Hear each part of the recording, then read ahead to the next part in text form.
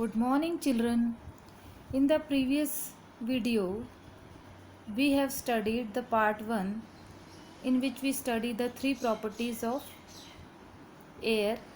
Now, we will start the part 2 in which we will study about wind and wind currents.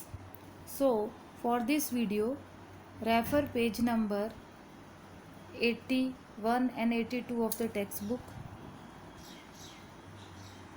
So what is wind? Wind क्या होती है? Moving air is called wind.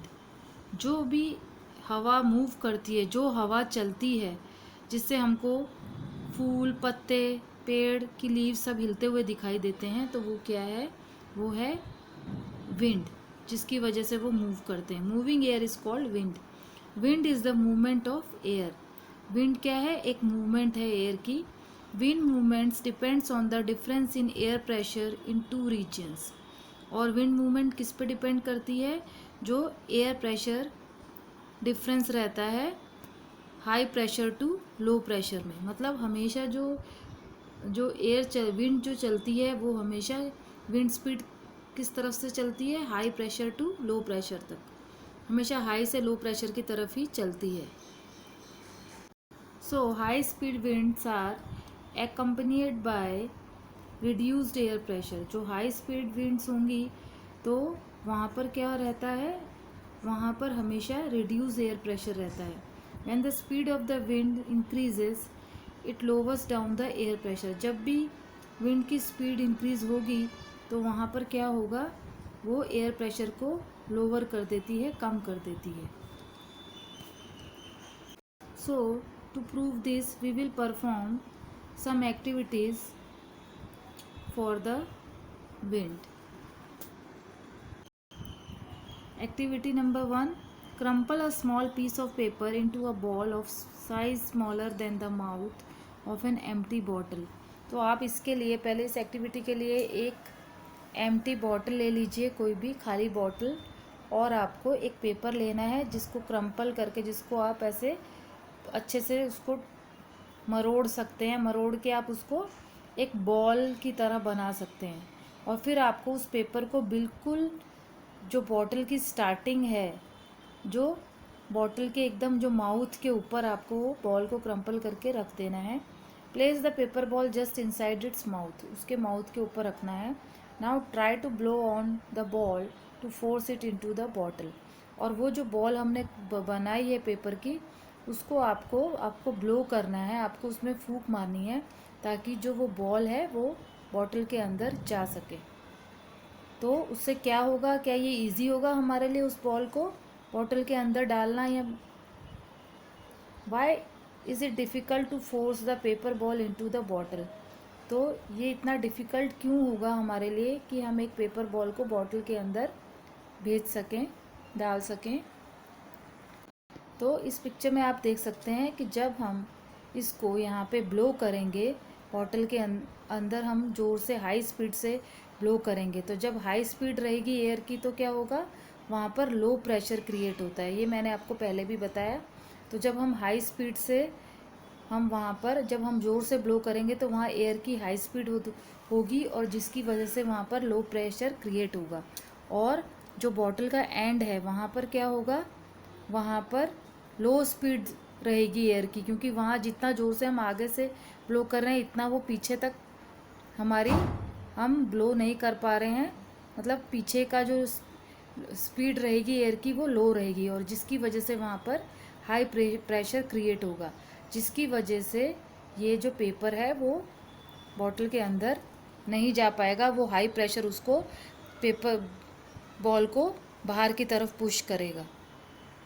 तो आप इस picture में देख सकते हैं जब हाई स्पीड से हमने ब्लो किया तो वहाँ पर जो बॉटल का माउथ था वहाँ लो प्रेशर क्रिएट हुआ और जो पीछे बॉटल के अंदर जो लो स्पीड हुई उसकी वजह से वहाँ पर हाई प्रेशर क्रिएट हुआ, जिसकी वजह से वो बॉल जो है वो बॉटल के अंदर ना जाके वो बाहर की तरफ मूव होने लगेगी. When we blow into the mouth of the bottle, the air near the mouth has higher speed this decreases the pressure there. जो मैंने आपको बताया कि जब हम ब्लो करेंगे तो उसके अंदर वहाँ पर क्या होगा, वहाँ हाई स्पीड की वजह से लो प्रेशर क्रिएट होगा, और जब the air pressure inside the bottle is higher than near the mouth, और बॉटल के एंड में क्या होगा, हाई प्रेशर रहेगा, जिसकी वजह से वहाँ पर विंड की स्पीड लो होगी और the air inside the bottle pushes the ball out, और जिसकी वजह से जो हाई प्रेशर की वजह से वो वापस उस बॉल को बाहर की तरफ वो पेपर को पुश करेगा। Now we will perform activity number 2। इसमें भी आप देख सकते हैं, ये आपके बुक के पेज नंबर 82 में दी हुई है। Take 2 balloons of approximately equal size. आपको 2 बलून्स लेने हैं एक ही साइज़ के। Put a little water into the balloons. उसके बाद आपको उनमें थोड़ा थोड़ा पानी भर के उनको फुला देना। Inflate the balloons and tie each one to a string. और उसके बाद उनको स्ट्रिंग से हैंग कर देना है। Hang the balloons 8 to 10 centimetre apart on a stick. उसका जो अप्रॉक्सीमेट जो उसकी लेंथ होगी वो 8 to 10 सेंटीमीटर तक आप ले सकते हैं, और उसको हैंग कर देना है आपको स्टिक के ऊपर। Blow in the space between the balloons. और उन दोनों बलून्स के बीच में आपको ब्लो करना है, मतलब फूंक मारनी है जोर से। तो क्या होगा, balloons move towards each other. दोनों बलून्स एक दूसरे के पास, दोनों एक दूसरे की तरफ झुकेंगे, दोनों एक दूसरे के पास आएंगे अगर हम उनके बीच में ब्लो करते हैं एयर को। तो ऐसा क्यों हुआ, जब हमने हाई एयर स्पीड से बीच में दोनों के बीच में ब्लो किया तो उन दोनों के बीच का जो प्रेशर था बलून्स के बीच में वो रिड्यूस हुआ, और जिसकी वजह से क्या हुआ, वो दोनों बलून्स एक दूसरे की तरफ मूव हुए। सकते हैं जब हमने उसमें हाई एयर स्पीड से बीच में ब्लो किया तो वहाँ रिड्यूस हुआ प्रेशर, और उन दोनों बलून्स के साइड में क्या था, हाई प्रेशर था। तो इसकी वजह से उस हाई प्रेशर ने उन दोनों बलून्स को एक दूसरे की तरफ मूव किया। When we blew between the balloons, they move towards each other. When you blew between balloons, high speed of air reduced the pressure between balloons.